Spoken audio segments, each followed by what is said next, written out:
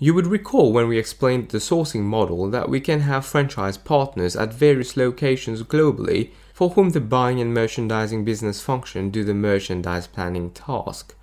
Basically, planning what products to choose, who to order from, in what quantities, prices, etc. Following the example of the merchandise management roadmap we've been exploring so far, round about May time, so after the final approval of samples, you will have a franchise partners meeting. In a nutshell, your franchise partners will travel to where your mock shop is, usually at head office, and will take a look at the new lines and continuity items. This again is somewhat formality, but the whole idea is that you're keeping your franchise partners in the loop. But also most importantly, after the franchise partners meeting has taken place, there will be a limited time window during which the business, as well as the franchise partners, will be able to place orders. For illustration purposes here, we'll say that there's a 1-week window during which order quantities are placed in the ordering system. These numbers are then collated and sent to your sourcing officers. You would remember that in the supply chain, these sourcing officers tend to be closer to your factory base. So then, round about June time, all these orders would have gone through the sourcing officers to eventually reach the factories. So the sourcing officers will approach the factories with the quantities of products you need for the various phases of the trading season.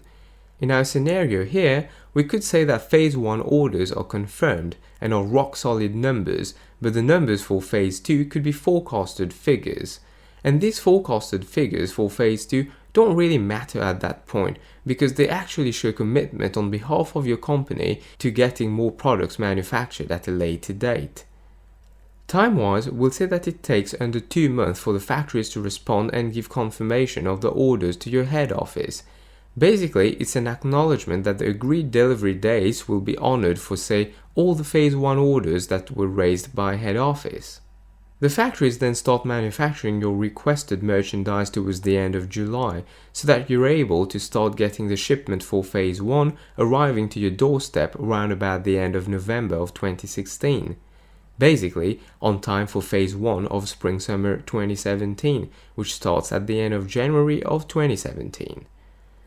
The reason why it takes that long before you receive your shipment is due to the various lead times involved in manufacturing and logistics.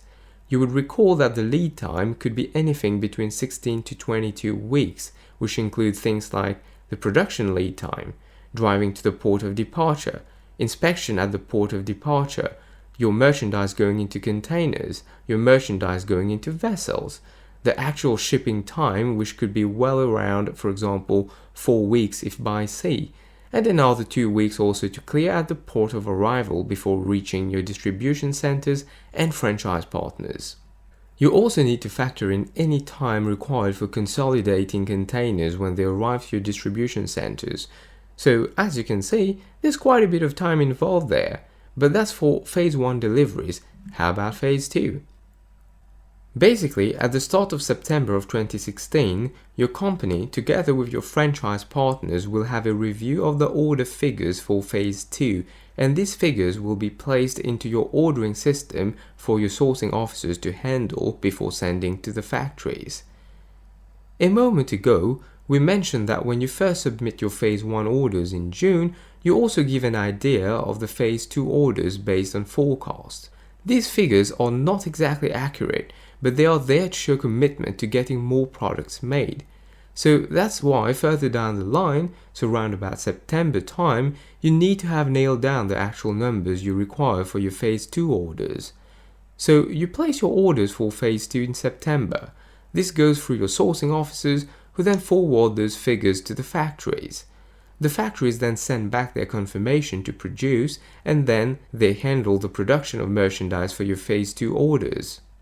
Arriving December time, the factories are in full production mode, and they are working really hard to get the shipment for phase 2 sorted out in time. The first shipment of merchandise for phase 2 arrives around about February of 2017, to be sold at your stores during phase 2 of Spring-Summer 2017. Couple of points worth mentioning here is that if you deal with manufacturers in, say, China, then you need to take into account that there are 4 weeks of break around February time as a consequence of the Chinese New Year. And during that period, these factories are closed. That's why your phase 2 orders are required on or before February. Another thing to consider is that when you work in buying and merchandising, you are always working and planning towards 2 or 3 seasons further down the line.